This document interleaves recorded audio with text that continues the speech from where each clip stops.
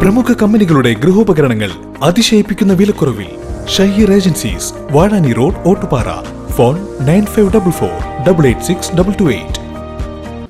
വേനൽ ചൂടിന്റെ കാഠിന്യം വർദ്ധിച്ചതോടെ വഴിയാത്രക്കാർക്ക് കുടിവെള്ളം എത്തിക്കുന്നതിന് മുൻഗണന നൽകി വടക്കാഞ്ചേരി നഗരസഭ.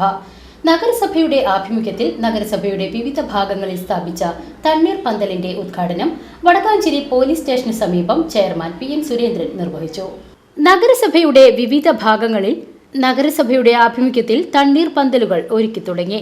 തണ്ണീർ പന്തലുകളുടെ ഉദ്ഘാടനം വടക്കാഞ്ചേരി പോലീസ് സ്റ്റേഷന് സമീപം നഗരസഭാ ചെയർമാൻ PN സുരേന്ദ്രൻ നിർവഹിച്ചു.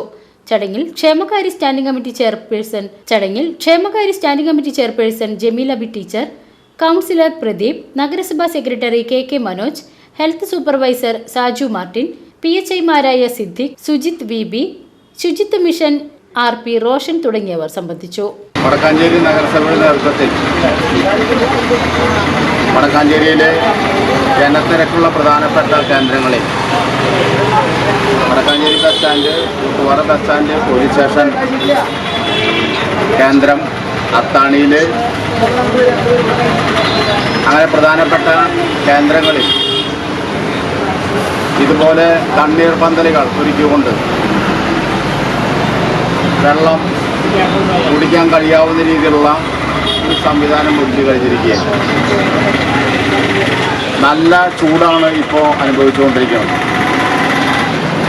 കുടിവെള്ളക്ഷാമം രൂക്ഷമായി കൊണ്ടിരിക്കുകയാണ്.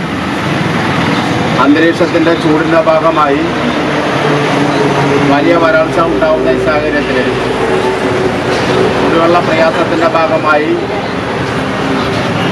ആളുകൾ ദാഹജലത്തിന് വേണ്ടി വല്ലാതെ ബുദ്ധിമുട്ടുമ്പോഴാണ് ഇത്തരം രീതിയിലുള്ള തണ്ണീർ പന്തലുകൾ കൊണ്ട് ജനങ്ങളുടെ കുടിവെള്ള ക്ഷാമത്തിന് പരിഹാരം കാണുന്നതിന് വേണ്ടിയിട്ടുള്ള തയ്യാറെടുപ്പുകൾ നടത്തിയിട്ടുള്ളത്.